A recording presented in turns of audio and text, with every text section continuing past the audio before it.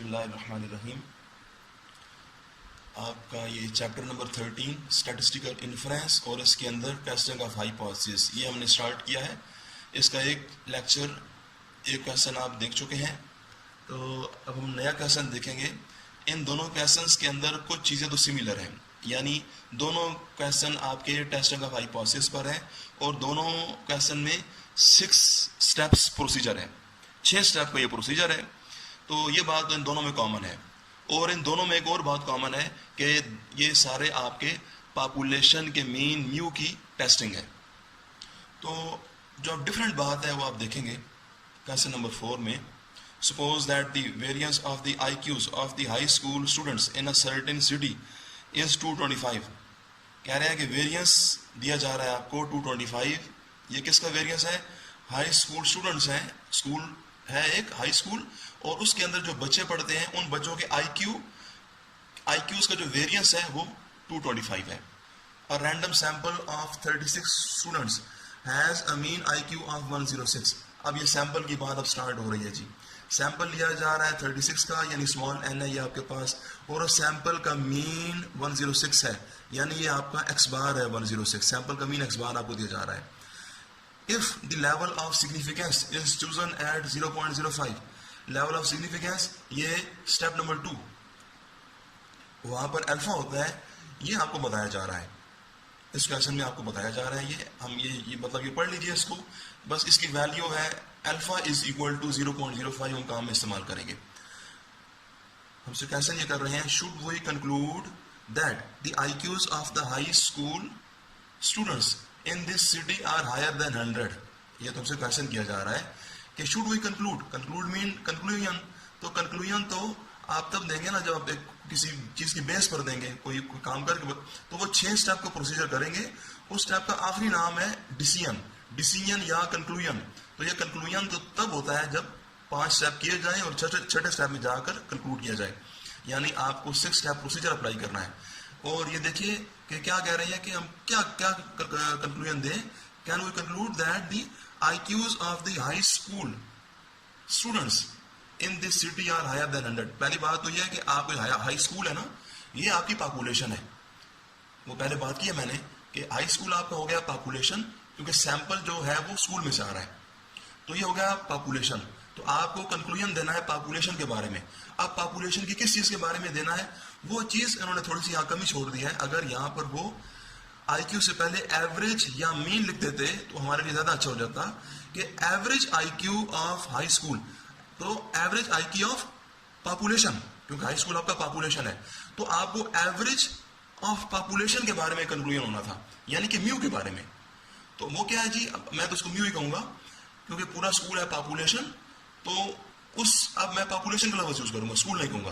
तो पॉपुलेशन के मुझे म्यू मीन के बारे में ये बताना है कि वो क्या है जी, वो हायर देन 100 है, यानी पॉपुलेशन का जो एवरेज IQ है वो हायर देन 100, यानी 100 से बड़ा है।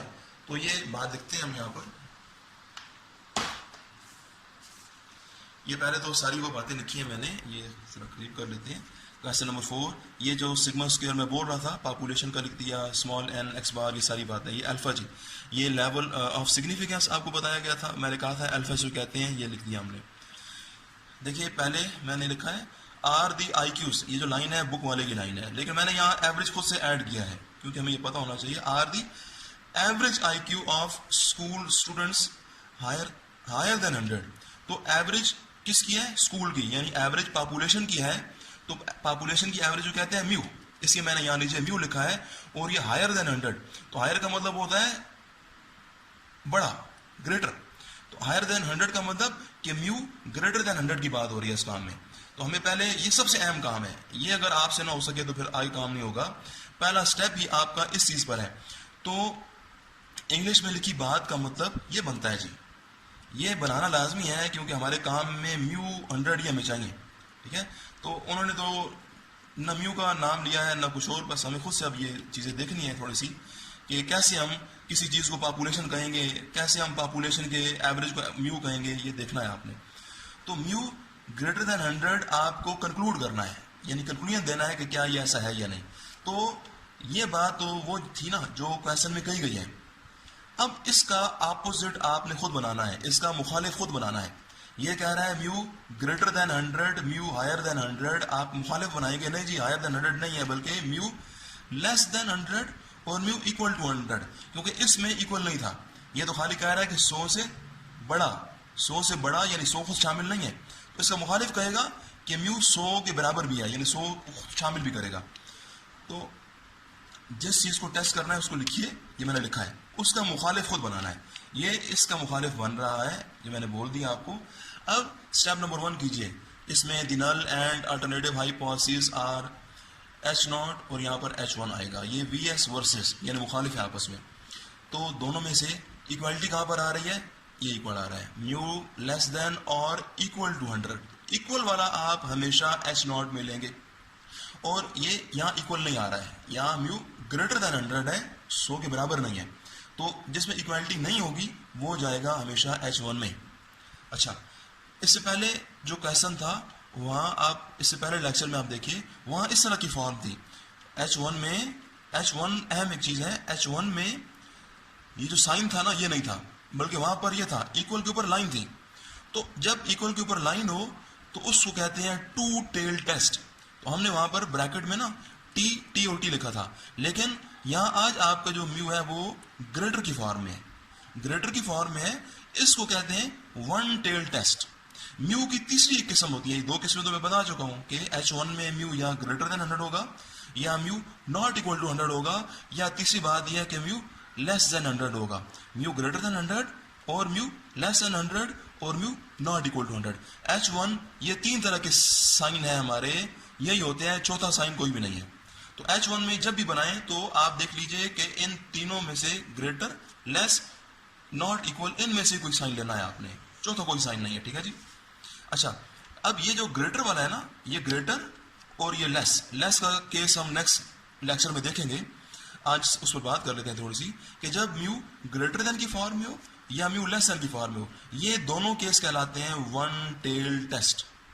ओ का मतलब वन टेल टेस्ट है ये सबसे अहम स्टेप है, स्टेप नंबर 1। अगर ये तब बनेगा जब आप बुक वाले की इंग्लिश में लिखी हुई बात को यूं सिंबॉलिकली कन्वर्ट करना आपको आएगा। तो स्टेप नंबर 2, इसका नाम है जी लेवल ऑफ सिग्निफिकेंस। ये तो मैं बोल चुका हूँ कि आपको बुक में बताया गया है, ये 0.05, इसको अल्फा का नाम देकर यहाँ लिखते हैं हम लोग। ये इस पूरे चैप्टर में ऐसे है, बस ये स्टेप ये सबसे आसान स्टेप है। नंबर 3, ये भी आसान है क्योंकि आपको ये याद करना है, ये याद करने वाली बात है। ये पहले लेक्चर में भी यही स्टेप था, बिल्कुल ऐसे ही है। स्टेप नंबर 4 भी बिल्कुल ऐसे ही है, जिस तरह पहले लेक्चर में आप कर चुके हैं कि आपने स्टेप 3 में आने वाले इस फार्मूला के अंदर वैल्यूज पुट करनी है। एक्स बार सिग्मा एन ऊपर दिए हुए हैं जी, वहाँ पर आपको सिग्मा स्क्वायर दिया हुआ था, तो सिग्मा स्क्वायर 2 to 5 है, तो हमारे फार्मूला में सिग्मा आ रही है, स्क्वायर नहीं है। तो हमने मैंने लिख दिया आगे। ठीक है, यहाँ से देख लीजिए कि सिग्मा स्क्वायर अगर 2 to 5 हो तो सिग्मा 15 कैसे हो जाती है, वो आप जरा गौर कीजिए। तो सिग्मा की जगह 15 पुट करेंगे, ठीक है, वो आपको सिग्मा स्क्वायर दिया हुआ था, वो वेरियंस दिया हुआ था। तो ये आ गया सिग्मा की जगह 15, एन का 36 आ गया, बाकी एक्स बार अपनी जगह पर 106 आ गया। म्यू नॉट आती है हमेशा H0 में से, ये पहले भी बताया आपको कि म्यू का ताल्लुक आप किसके साथ देख रहे हैं, 100 के साथ। ये जो न्यूमेरिकल चीज़ होती है ना राइट साइड पे, ये 100 जो आपका म्यू नॉट है। ठीक है, इसको यहाँ पुट कर दिया, इनको सॉल्व किया, हमारे पास Z का एक आंसर आ गया 2.4। Next step number 5। Step number 5 जो है ये आप याद कर लीजिए कि इसका नाम है क्रिटिकल रीजन, और ये स्टेप डिपेंड करता है H1 के ऊपर। कोई भी क्वेश्चन करेंगे, 5वां स्टेप आपका H1 को देखकर बनेगा। इससे पहले लेक्चर में क्योंकि वहां पर H1 था, ये नॉट इक्वल टू की फॉर्म में, इक्वलिटी पर लाइन थी, तो उधर आप अब गौर कीजिए, वो आपने याद करना है। वहां पर ऐसे था, वहां पर जो था मैं बोल देता हूँ हालिया उसको, वहां पर था Z कैलकुलेटेड, पहले मैंने लिखा था -Z अल्फा हाफ, अभी भी गलती से लिखा गया एक बार, और फिर दरम्यान में और लिखा था, और Z calculated greater than Z alpha half, वो तो इस केस में था। लेकिन आज ये क्योंकि वन टेल टेस्ट है, इसको बनाने का तरीका देख लीजिए कि जो पैरामीटर है ना आपका म्यू की जगह पर आप लिखेंगे Z कैलकुलेटेड, यानी जो पैरामीटर आप टेस्ट कर रहे हैं उस पैरामीटर की जगह H1 में देखिए म्यू की जगह लिखेंगे Z कैलकुलेटेड। सिंबल आपके जो साइन है ये उठाकर यहाँ ऐसे रखिए, ये ग्रेटर है यहाँ ग्रेटर लिखेंगे। जो न्यूमेरिकल चीज़ है ये 100, इसकी जगह पर आप लिखेंगे Z अल्फा। ये हर जगह ऐसा ही होना है। आप जब भी वन टेल टेस्ट आएंगे तो ये तरीका होगा इसका। हाँ, नेक्स्ट लेक्चर में हम देखेंगे लेस वाला केस। तो उसमें आप क्या करेंगे, मैं बोल देता हूँ खाली। उसमें जब ये केस होगा ना तो आप म्यू की जगह पर यहाँ लिखेंगे Z कैलकुलेटेड ऐसे ही, लेकिन ये साइन क्योंकि अब लेस का हो रहा है ना यहाँ पर, तो लेस का साइन है तो आप यहाँ ग्रेटर नहीं बल्कि यहाँ साइन उठाकर ऐसे ही उठाकर यहाँ लेस बना देंगे। वो हम फिर देख लेंगे। तो अच्छा, ये आप देखिए, आप कह रहे हैं कि रिजेक्ट H0 को रिजेक्ट कर दें इफ अगर ऐसा हो जाए। तो अगर Z कैलकुलेटेड बड़ी हो जाए Z अल्फा से तो क्या करें, H0 को रिजेक्ट कर दें। Z कैलकुलेटेड ये IV है, Z अल्फा, ये Z अल्फा आपका काम में चल रहा है जी। ये पहले मैंने गलती से कर दिया था, यहाँ लिखिए, ये कटिंग हुई है, ठीक है। इसको ये नीचे से कुछ नहीं है, खाली अल्फा लिखा हुआ है। तो अल्फा की वैल्यू है 0.05, यानी कि Z अल्फा का जो ये अल्फा है अभी हमारे पास नहीं है इसकी वैल्यू, तो Z अल्फा लिखिए, अल्फा की जगह पुट कीजिए 0.05। अब Z 0.05 ये आपकी बुक में भी टेबल मौजूद है, पहले मेरी इसमें नज़र नहीं पड़ी। 157 नंबर पेज है आपका, यहाँ देखते हैं इसको हम। ये देखिए 157 पर ये वैल्यूज लिखी हुई हैं। आपका अल्फा यहाँ पर क्या है जी, देखिए अल्फा की जगह आप पुट कर रहे हैं 0.05, यानी आप इस काम में अल्फा 0.05 है और 0.05 के नीचे कुछ भी नहीं है, यानी उसके नीचे 1 है। कुछ भी ना हो तो 1 होता है। अब आप अपने टेबल में देखिए, अल्फा की वैल्यू ये आ रही है दूसरे नंबर पर 0.05, तो 0.05 है, और क्योंकि 0.5 हमारे काम में 0.05 के नीचे 1 है, तो हम यहाँ पर देखेंगे इसको वन साइडेड या वन टेल टेस्ट में देखेंगे, ठीक है। तो 0.05 के ऊपर ये आप प्लस वाली वैल्यू लीजिए, ये प्लस वाली आज देंगे, तो कभी हमें माइनस की भी यूज़ करनी है, वो नेक्स्ट सेक्शन में देखेंगे। 1.645 ये मैंने लिखा है 1.645। अच्छा, फिर आप ऐसी फिगर बनाएंगे जो पहले बनाई थी, ये बेल शेप फिगर बनाइए, सेंटर में लाइन होगी, लाइन के साथ चले मैं यहाँ 0 लिख देता हूँ। ये 0, 1, 2, 3 ऐसे नंबर लिखे होते हैं। आपकी जो वैल्यू आ रही है 1.6, क्योंकि ये प्लस की वैल्यू है, प्लस की हम उस तरह से नहीं कह सकते हैं। H1 में देखिए साइन कौन सा है, ग्रेटर का। जब म्यू ग्रेटर देन बोल रहे हैं आप, यानी पैरामीटर ग्रेटर देन है, तो राइट टेल यूज करेंगे। नेक्स्ट लेक्चर में आप देखेंगे कि जब हम पैरामीटर लेस देन देखेंगे तो फिर हम लेफ्ट टेल यूज करेंगे। तो जब राइट टेल काम में इस्तेमाल कर रहे हैं तो कीमत प्लस वाली लेंगे, लेकिन जब लेफ्ट टेल, जब ये केस आएगा हम देखेंगे, तो फिर हम इस वैल्यू के साथ माइनस का साइन खुद से लगाया करेंगे। वो नेक्स्ट लेक्चर में देखते हैं। फिर राइट टेल यूज की, अपनी वैल्यू आपकी 1.6 यहाँ प्लॉट कीजिए, इस वैल्यू को रफली प्लॉट करना है। ये मैंने लिख दिया यहाँ पर, Z alpha is equal to 1.645, जो कीमत टेबल से मिली है उसको प्लॉट किया। अब इस कीमत के राइट साइड पे है रिजेक्शन रीजन, और ये जो साइड है इसकी ये है एक्सेप्टेंस रीजन। आप अपनी वैल्यू देखिए, कैलकुलेटेड आपकी आ रही है 2.4, तो ये 2.4 देखिए कहाँ पर लाई करती है। ये अगर 0 हो, 0 के बाद 1, 1 के बाद 1.6, तो फिर आएगा 2, और 2.4 यहाँ पर आएगा। तो मैंने यहाँ इसको एरो लगाकर ये लिख दिया कि Z कैलकुलेटेड 2.4 है, कि जो इधर बनता है, तो जो जा रहा है रिजेक्शन रीजन में। आप छठे स्टेप में डिसीजन दीजिए, reject H0 as Z calculated falls in rejection region. बस यहाँ पर मुकम्मल है जी। इस काम को आपने बहुत अच्छी तरह से याद करना है। अगर आपको ये याद हो जाए तो तकरीबन आधे से ज़्यादा चैप्टर आपका बस यही काम है सारा। यही 6 स्टेप हैं, इन स्टेप्स के नाम याद रखिए, ठीक है। तो पहला स्टेप ज़रा उस पर आप ध्यान करिए। ओके जी, अल्लाह हाफिज़, फिर हम देखेंगे अगला काम।